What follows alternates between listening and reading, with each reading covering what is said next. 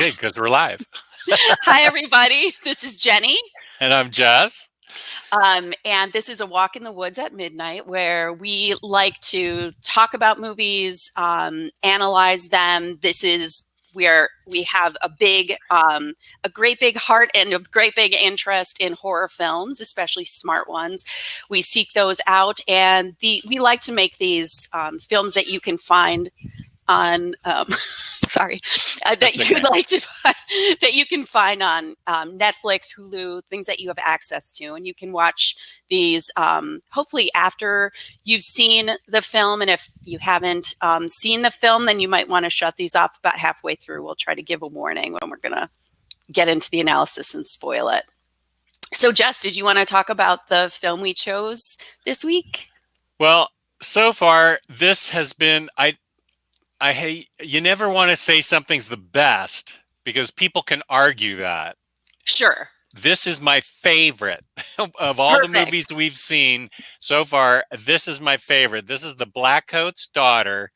And I discovered this just because I have, I subscribe online to Paste Magazine and Thrill List. And I think it was, they always put out lists, the 50 best horror movies, whatever. And it came up on both of them in like maybe the top 12, top 10. And it's set in a Catholic girls boarding school.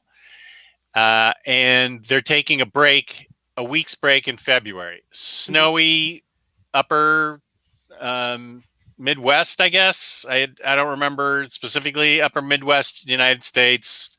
It's very snowy. And all the parents are coming to get their girls, except for two girls. Parents don't come to get them. Mm-hmm. And so two girls are left in this girls' school, and bad things happen. Perfect plot synopsis. I like that. It's true. Yeah. This has been my favorite because it's now. I will say one thing. This has been the stabbiest movie we've seen yet. Yeah, I think that's probably true. Yeah. And so my wife was all interested in it, and I said, I think it's a little too stabby for you. And she said, oh, okay, I'm out then. Because I told her how great it was, particularly, the last 10 minutes, just how amazing it was. Just the way it was put together, the acting and the script and the plot and everything, the way it was put together was so intricate and so well done. This is the part of our show where I'm trying to entice people who haven't seen it to see it, because pretty soon we're going to get to the part where we're going to spoil the hell out of it and we're going to tell you to get out of the show. Yeah. It is super well made. There's not a lot of jump scares. In my mind, it involves it involves a demonic presence. Mm-hmm. Now, it's not like the girls are just left and fend for themselves. They, the school tries to reach their parents, and there's a couple of subplots going on regarding each of the two girls. Mm-hmm. I will say they are two very opposite young ladies. One's a freshman, very insecure, typical freshman. The other's probably a senior who seems to have her own theme music. She's so confident when she struts in for the group for her individual photo, like a yearbook photo. She's got the sexiest, most confident theme music I've ever heard a girl walk into. Yeah, a lot of people actually compared that to. I don't know. Did you watch Twin Peaks? I did for the first season. Okay. But that's the better season. I'm a huge David Lynch fan. Okay. I just have to say, that's sort of even just part of my personality, that someone who knows me, just has to accept about me. Yeah. And so it really, like a lot of people who've reviewed the film, and I thought of this right away as well, with the kind of like that very timeless feeling, with regard to like how the girls are dressed. Is it taking place now? Is it kind of, there's this kind of sense of displacement in time. Right. What year is it? Can you even tell? It doesn't even matter. Yeah. And there's a little bit of that in Twin Peaks, but particularly when the girl who is the upper class person, That's Rose, right? Rose, Right. yeah, in this film, it does kind of walk in and just sits down for her class photo, and it's just it's really and it's such a great moment, because I think it really kind of captures how everyone perceives this girl as just this beautiful, I don't know, like kind of like the girl everyone wants to be. Right. I think. Yeah. And of course, there's more layers to her than that we find out later in the film. But for that moment, she's like an amazing, almost, one of those high school goddess type creatures that just floats through. And the other one, Kat, is left behind. And she is a marvelous actress, because she is called upon to do several kinds of acting jobs in this movie. And the girl from the daughter from Mad Men. Is it Kieran? Is that right? I don't know. Yeah. I didn't see Mad Men. Kieran Shipka, I think, is her name. Oh, is that right? Okay. Yeah. Yes. So she's got some acting chops behind her then. Okay. Yeah. I didn't know that.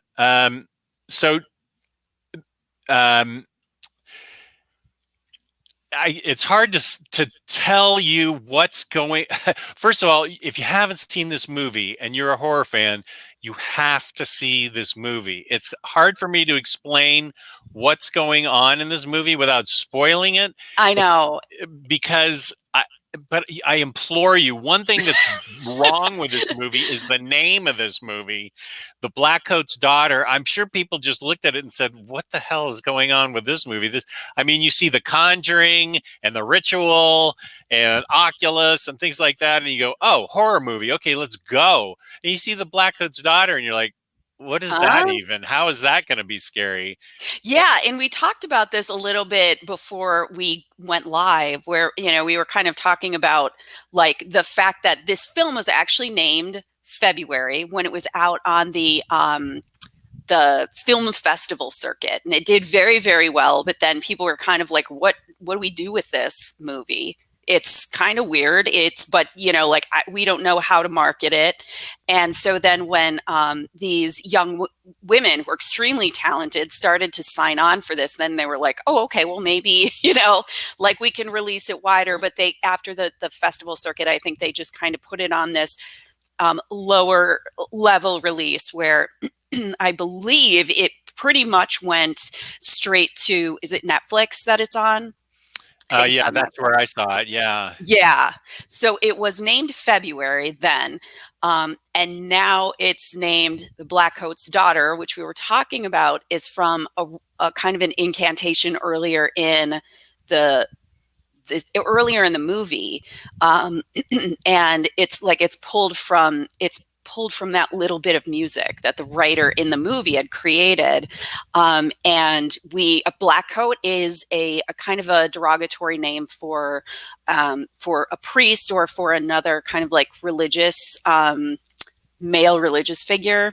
And so a Blackcoat's daughter would be the daughter of, probably in this case, a priest, which is, sinful and whatever. So it kind of adds to this really bizarre kind of in this bizarre kind of setup. It is really, I agree with you. I want to say that, if people are going to kind of like hop off after this little brief intro that we're doing and this little recommendation that we're doing, I want to say I'm in full agreement with you that this is, I think it's such a well done film. It's really smart. It's one of Really those smart. really smart, and it's got a great. I'm going to mention David Lynch again because he can really master this feeling of this slow dread, this dream logic, where you're kind of like, and when you experience this in life, it's incredibly freaky, where things just sort of get weirder and weirder, and you're kind of like, am I like, could this can't be right, but it seems like it's happening, so what's going on? It's sort of like a nightmare that kind of is starting to loop out of control, and you barely notice it until it's too late. So I think if you like that feeling or want to experience that feeling, I think that you really will enjoy this film. So we should Well, probably. Oh, sorry. Go ahead. yeah, I just wanted to say the ending is astonishing. To me, the last 15 minutes, if I was in a movie theater full of people, I would have been kicked out because I would have jumped up and said, "Did you see that? Can you believe that just happened? That was what, I can't believe he did that. What the hell?" Because it was so, I just cannot believe that the what happened. I never saw it coming. They did it perfectly well, to combine things that were outstanding, that I didn't know were outstanding efforts, Yeah. or storylines that I was unaware of, and it just was, I thought, incredibly well done. So this is the end of the non-spoiler part. So I urge you to go see The Blackcoat's Daughter on Netflix. And to And stop watching this right now, because we're yeah, going to because wreck it. We're just going to dissect it. It's going to be a blob of, all of its organs will be labeled and pasted on the side. right. So it's 12 minutes and 15 seconds into it. I will post that in the commentary to turn it off. So go for it. Okay. So the ending, obviously what kind of starts to happen is, and I don't know when near the end you figured this out. When I figured this out, it was, in the ending, which is basically that these are two different timelines. Right. So that's kind of like what you start to sort of realize. But again, because everything is so sort of like lost in time, you can't really tell when you look at the cars. You're kind of like, what year is it? Is this just an old Volvo these people are driving, or is it the 80s, or is it the 70s? So it's so because of that, it's really difficult to distinguish what year it is. But basically what happens is, we have Emma Roberts' storyline taking place the same time as Rose, whose real name I forgot, but and Kiernan's, who is Kat, their timeline going at the it's showing at the same time, so you're sort of assuming that it's the same time period, but really what we find is that the Emma Roberts storyline is actually Joan, yes, is actually, what is it, 10 years? 9 years in the future. 9 years into the future. And, so yeah, and I didn't figure that out until the very end. I think like I think the moment that I figured it out was when this very nice family comes upon Julia Roberts, who's clearly this very lost Emma Roberts. Thank you. It's clearly this very lost, young woman who's got, these dark circles under her eyes. She looks like she's been through the ringer. She's just escaped from mental hospital, which you can tell because she rips off this hospital bracelet. And, so she looks very much like this little victim of, of illness, and you're afraid for her, and she looks so delicate and pale, and this very nice man comes up to her at the bus station and is kind of like, basically like, where are you going? Can I feed you? And you're kind of like, your first reaction is, oh my God, this guy's a predator. Totally. Get away from me. Absolutely. Right. So throughout this kind of, and, but his wife is there, and he's, my wife is right there. Let's, let's go to eat. And then whatever, he gets a hotel room for her and for them. And this whole time there's this really weird, tension where you're kind of like, this is, like, this girl's in danger. I want to protect her. But, of course, later we find out that, she's going to be just fine. It's not her we need to worry about. But I think the moment when they were in that kind of like roadside motel restaurant, and he showed the photo of Rose to her, I was like, oh, okay. Like, this is my daughter who died 9 years ago. Wow. That's only when I figured out it was 9 years in the future. Oh, I still didn't know who Joan was. The only reason why I figured it out is, I think, because she looked so lost and hollow, just like the Kiernan Shipley, the Cat character, Cat. Yeah. And because I am over 40, it's very difficult for me. I think I texted this to you. It's difficult for me to tell, like, exactly how old. Like, I sort of just assumed that Emma Roberts was the same age as these other two girls. Oh, okay. They look the same age to me, but they're not. One is about 10 years older than the other. So, but then after I had seen that, I was like, okay, that now it makes sense. This is her older. But even if at whatever point you start to figure this out, it is still just as crazy and creepy the moment the evidence starts to stack up, and it gets weirder and weirder and weirder.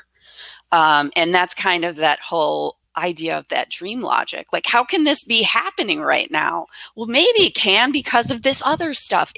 It was, I kind of found that tone that the director used to just be really effective in building that boil. Yeah, I totally agree that I wasn't aware until that scene that there were two different stories being told, together. Yeah, right. Because I was so fixated on the possession going on in the girls' school, with the two girls, with Kat being possessed and going on a murderous rampage, and slowly going on a murderous rampage. And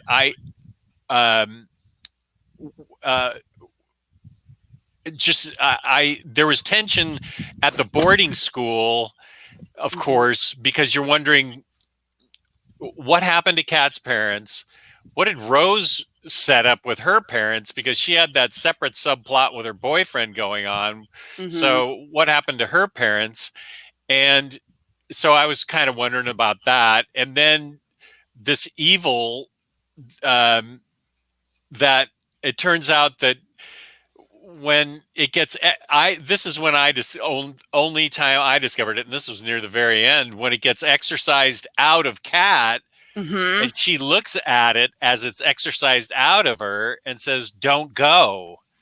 And then you see that all the whole time, this Joan, who is really Kat, who has assumed this Joan's identity, has been trying to get back to the school so she can get possessed again by this thing, and it's not there, and she has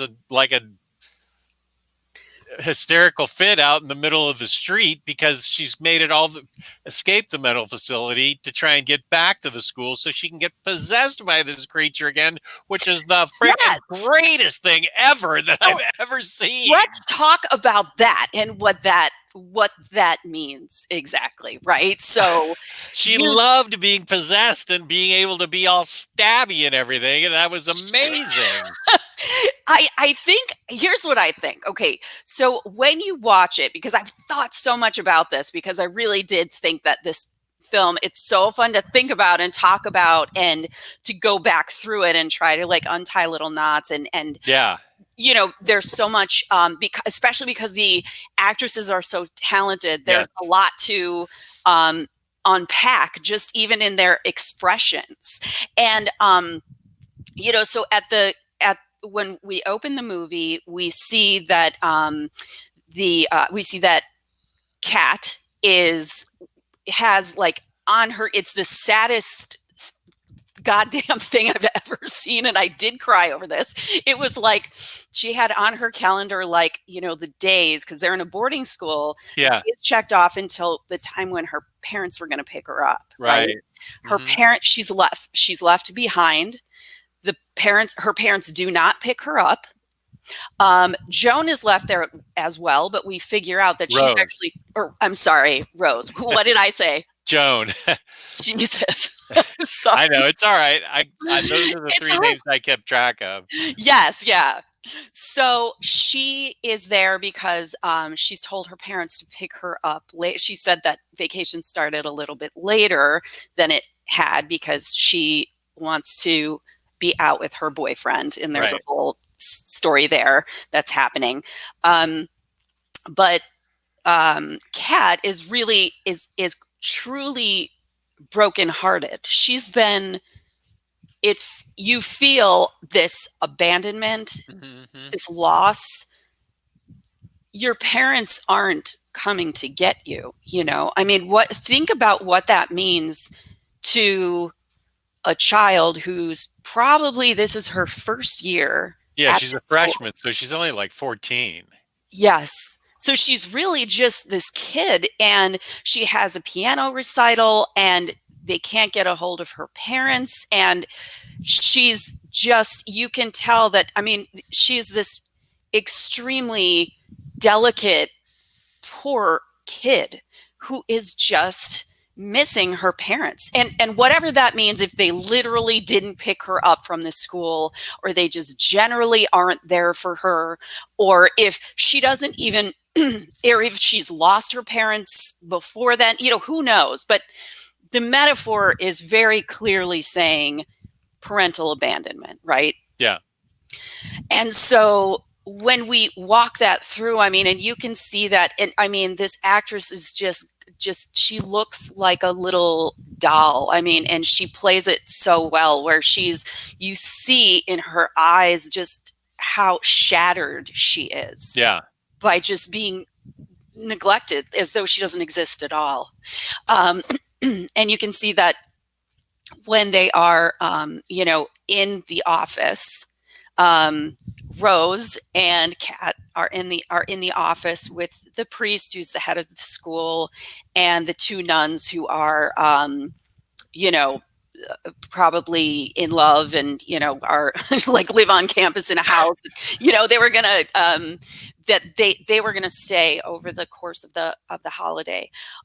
You know, Kat is like telling the priest basically, like, well, you're not going, are you? Like, you're not going to leave too, are you? Like, please, like, you're going to stay here with me, you know? And he's like, well, no, I'm going to leave. I have basically, like, I have my own things to do. Like, I can't stay here, you know. She's like, can you stay for my recital at least? Can you, you know, no. So this poor kid is getting rejected by her parents, this backup parent who is the priest, and then this parent who, you know, like this Rose, who was basically thrust upon her as a caregiver, right, is basically just like, you know, like, I'm going out with my boyfriend. You can stay here. Don't touch my stuff. Don't bug me. You know, it just leaves. And so this poor kid, I mean, if you put yourself in her place, she's an utterly shattered human being, right? So when you think about this presence entering her and finally someone wanting her, I'm going to Yeah. cry right now because I feel Even though like it's demonic. it's because that's how sad it is that, that she's Oh, so desperate yeah. that having any, and did you, so did you notice the shape of this spirit when it left? Yeah. What did it look like to you? Uh, it looked like a teddy bear with pointy ears. Yeah. Right? I mean, something that like a child would find comforting and Yeah. something that a child would, to me, it did. It looked like a big fuzzy bunny, Yeah. stuffed animal kind of. Right. And so, it's kind of like that, there's so much that we could say about what it means in child abandonment, what happens to these children who are abandoned, or those who have really terrible parents, and the things that happen to them. But when I did see the form it took, because at first I thought, that's just goofy. Yeah. Like, why the hell does it look like that? Yeah. Okay, that's a good point. So, so that was, so I was really zeroing in on this kid's pain, a lot. And I Right. mean, there's a lot to be said for for all of the different characters, I think. But, when she went back at the end and tried to find that spirit that wanted her, right? Right. And it was just gone. It also had abandoned her. Right. The only thing that ever wanted her had abandoned her. And, I think at the end,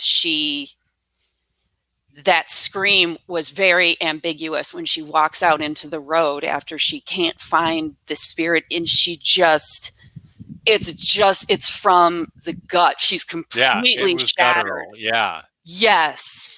And She has absolutely nothing now. she had Zero. nothing.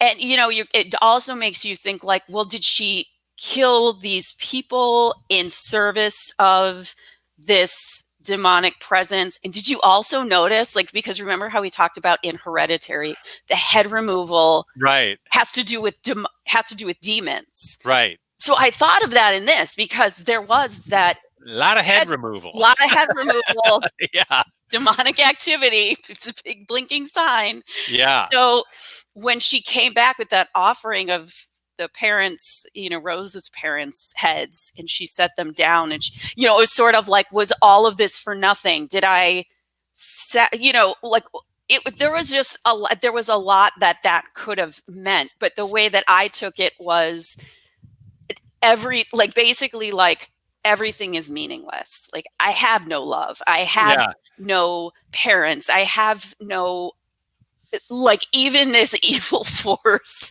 is gone. It's gone from me, and I have nothing. And so waiting 9 years to see this parental figure again, who's also just left, that's got to be she's a killer. Oh, I know. And she's just got absolutely flat out zero in life because I mean, that scream was shattering, soul shattering to me. Yeah. And I mean, and I know there was a lot of people, based on what I had heard and seen people talk about and read people talk about, that last piece of the film where she's screaming people were sort of like, this is too ambiguous, or what's up with it, or which I can see there could have been a lot of different endings that could have taken place. But I don't know, thinking about this from her own personal journey and just having hooked me at the very beginning, the minute when, she was sort of standing in that same road as a younger version of herself looking for her parents and Yeah. realizing they're not coming, and crying. It just reflected that same moment to me.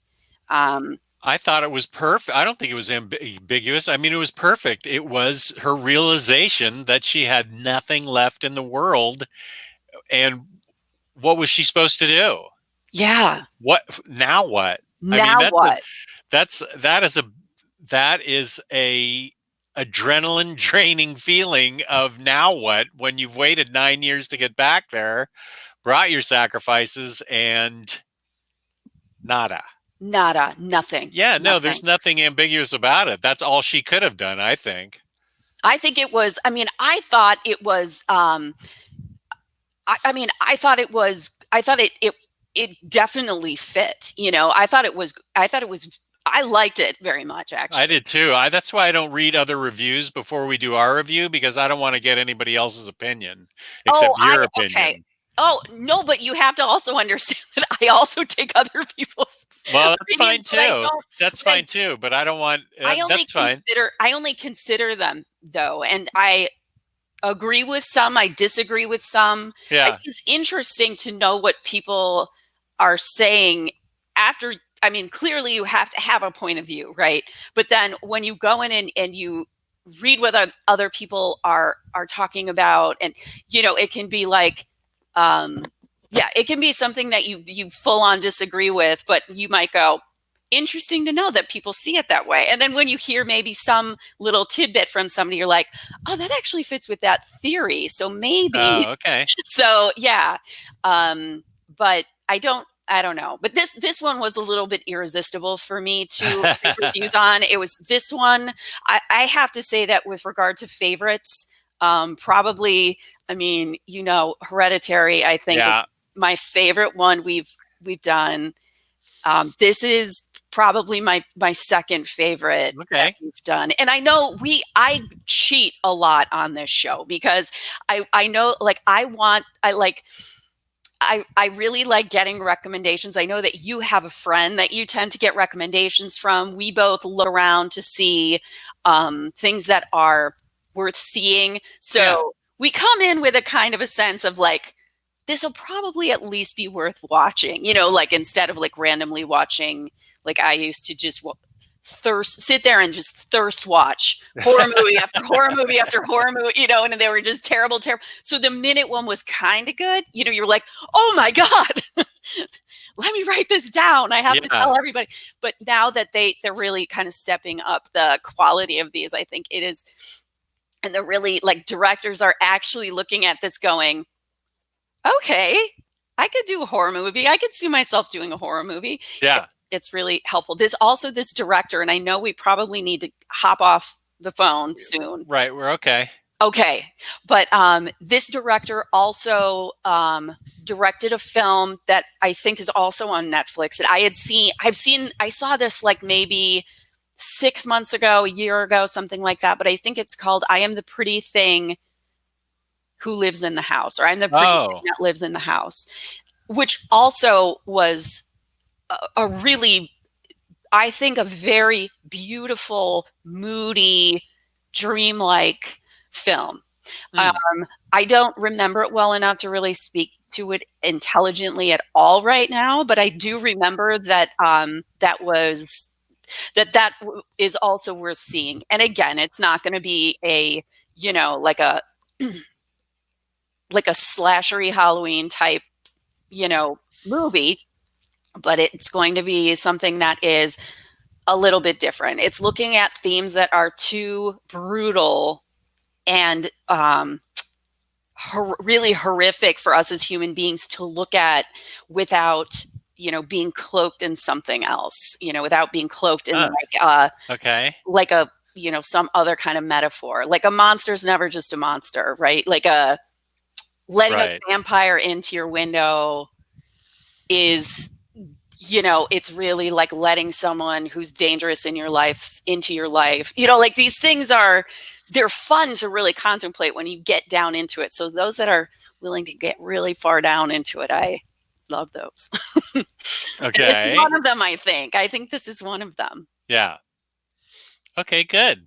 So I personally highly recommend this movie. I agree. Okay, good. We're on the same page. Excellent. Okay. Well, this was great. Thank you for your analysis and for joining me on this broadcast. This was great as usual. And it's always fun to tear apart a movie with you and dissect it. Same. It's my favorite day of the week. All right. I appreciate that. Me too. Yeah. I love Saturdays.